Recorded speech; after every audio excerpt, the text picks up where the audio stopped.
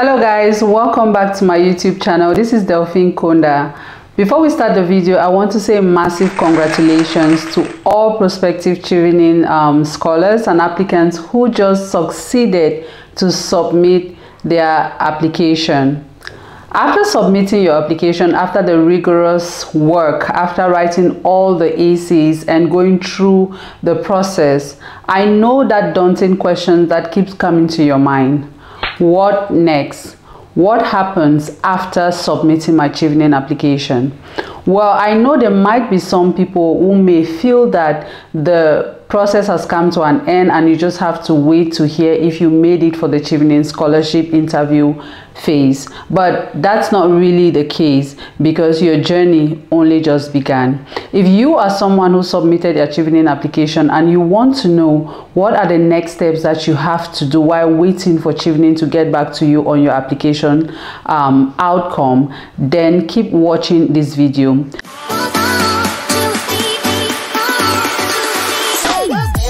So what next after submitting your Chevening scholarship application? There are a couple of things that you need to do, but the very first one is that if you have not already started, you need to get on with your academic and schools applications. Remember, with the Chevening scholarship, you have to submit 3 schools that you have chosen, your first, second and third choices.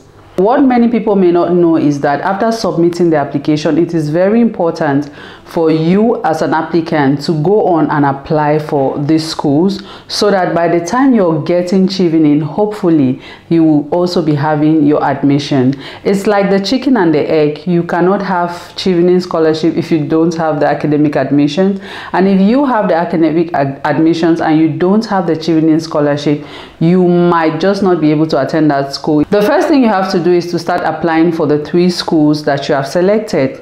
Make sure that you check out the deadlines because the deadlines are definitely very different from the Chevening scholarship process. Check out the eligibility criteria. What do you have to do? Put together all the documents like your transcripts, and some schools, in my own time, I had to certify some of my academic transcripts and other things. So make sure that you have all of these things done way ahead of time if it is required. If they are asking for an application fee, please put it together and make sure that you pay it at the time you're submitting the application.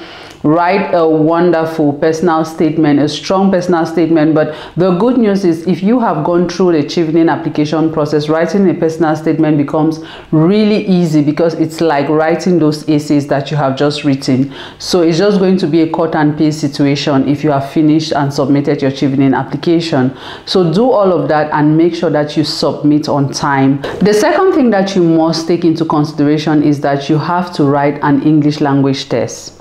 Most of the schools, not just Chevening, ask for English language proficiency test. IELTS is the one that many schools in the UK are requesting for. So if you are going to write one, you need to check in your home country where and when the tests are written. Make sure that you check on time because I know of situations where candidates went for their Chevening interview, were told that they have been successful but they had not passed their English language test and they had to go to a neighboring country to write because the deadlines for their own country had been closed. So make sure that you check it ahead of time and then you can go and write at your convenience. While you check the deadlines, also see if you are confident enough about your English language.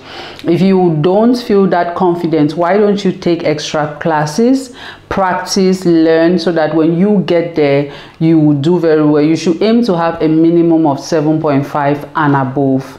So that's another thing that you have to do. Don't forget that the English language test is not just for the Chevening scholarship, but it's also for your universities because many universities do request English language tests. The third thing that I would like you to pay attention to is your references. Recommendation letters are key. In my own time, when I applied in 2015-2016, they asked us to get recommendation letters. So I had to go to the offices, or I wrote to one referee and I went to the office of the other referee because I gave 2 references as was requested. But in recent years, Chevening is asking that the referees upload the references by themselves. So you have a lot of work to do, because most of these big people in quotes that we write to are people that are very busy. So you need to follow them up gently and kindly, asking them to not forget your deadline and to submit.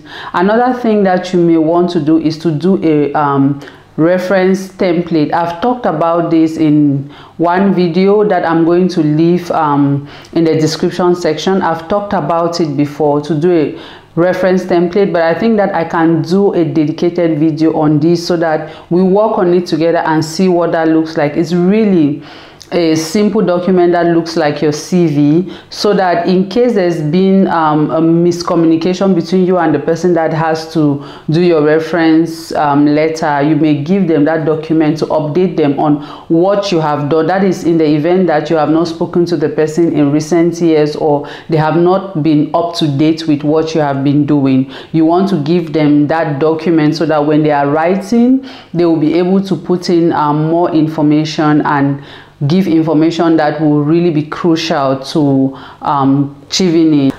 After you have had your referees submit your application, please don't forget to thank them. That's one thing that we always forget to do. Send them a thank you email to say thank you, and tell them that you're going to be updating them throughout the process, no matter the outcome, and do it. Make sure that you update them. If you get an important update from Chevening, a next phase, maybe you're invited for the interview process or the interview phase, inform them, tell them, even if they don't reply your email because they are usually very busy, inform them. This way, in case you go further in life and you need something else, if you have shown them gratitude for the support that they gave you in the past. But if you just ignore everything and they only hear at the end that you have had the scholarship and there was no thank you or acknowledgement, it becomes really challenging. So please make sure that you always say thank you to your referees. When you have done all of these three major things, just pray,